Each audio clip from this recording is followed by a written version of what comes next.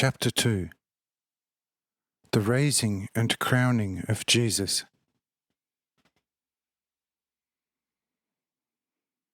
The Lord.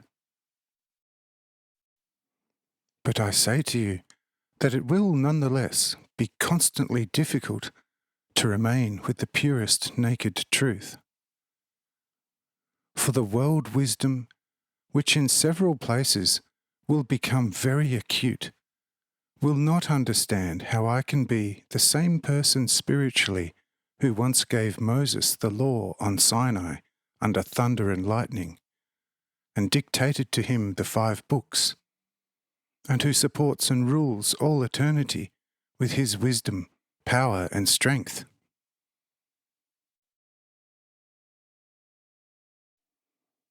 Even many of you who are all witnesses of everything that happens here, and what has happened in other places, do not realize that I am one with the Father in heaven.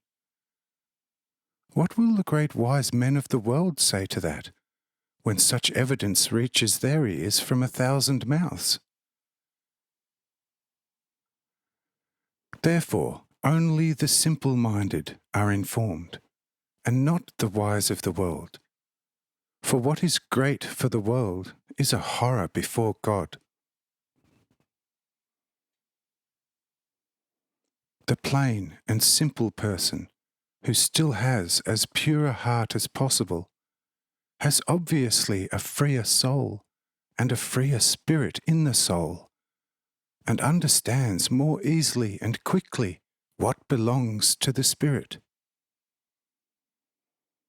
But a worldly wise man whose soul is nailed up with sheer material knowledge, and no longer has a divine spirit, will certainly not understand what you, for the most part, easily understood, and understand in the correct depth.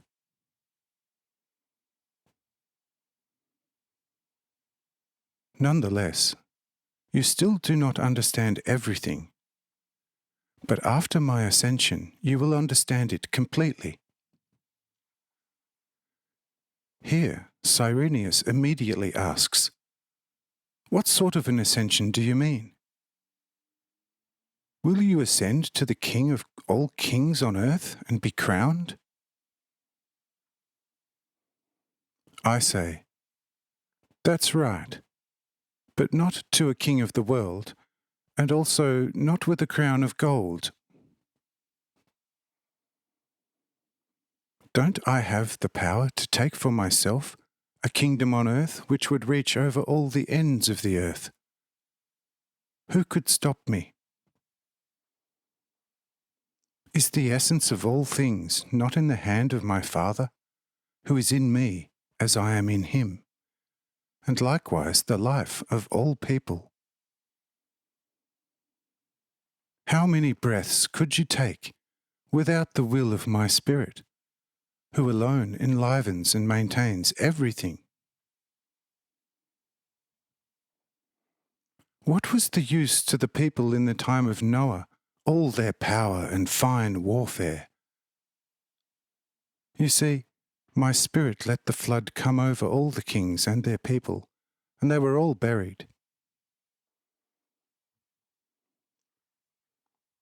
What good to the powerful Pharaoh was all his great army? My Spirit allowed the Israelites to cross the Red Sea without getting wet, and the following army of the Pharaoh drowned. So if I wanted to be a king of this earth, what power could ever stop me? But such a thing is far from me, and from everyone who wants to follow me.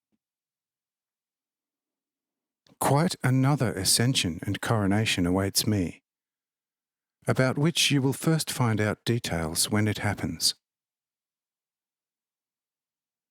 I have already given you some hints right at the beginning of our meeting. So if you remember, you will be able to imagine the rest.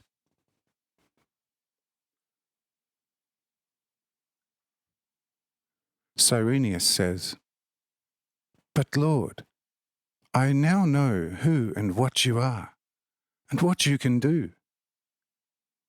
But I still don't understand, basically, why you flee from Herod and from those of the temple when you have so much power. I say, friend, you could have saved yourself this question. Firstly, because I already explained it to you more than enough in Nazareth. And secondly, you should finally have understood from my speeches that I did not come to this world to make the dead more dead than they already are, but to bring others to life everywhere. Thus, from now on, no one should be sentenced, for I am now here to take on all the judgment that has been made over this earth. And all people should find salvation from eternal death through my taking of the judgment. So I am not here to beat, lay about one, instead to heal every possible wound of humanity, which is beset by 1,000 evils, and not to fustigate it even more. Do you think that I flee out of fear of my persecutors? Oh, if that is what you believe, you are greatly mistaken. Look at the many serious criminals.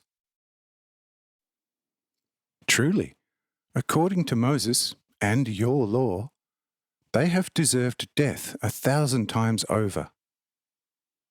And yet I do not allow that to happen now, that they should be killed. Instead, they should receive the mercy of heaven. If they make use of the mercy, then they will also have a place in my kingdom. But if they fall by the wayside with time, they will have themselves to blame if the curse and strength of the law kills them. For look, the law lasts forever. Mercy comes only from time to time to help the people in distress. But when the mercy is not respected, one has to fall back again on the law.